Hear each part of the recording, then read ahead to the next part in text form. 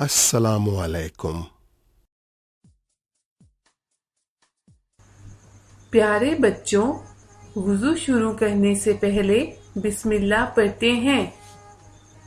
اس کے بعد اپنے ہاتھ 3 مرتبہ دھوئیں، پھر 3 دفعہ کلی کریں۔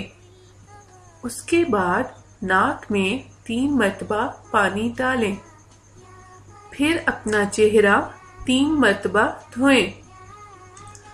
اس کے بعد اپنا دایاں ہاتھ کوہنی تک 3 مرتبہ دھوئیں۔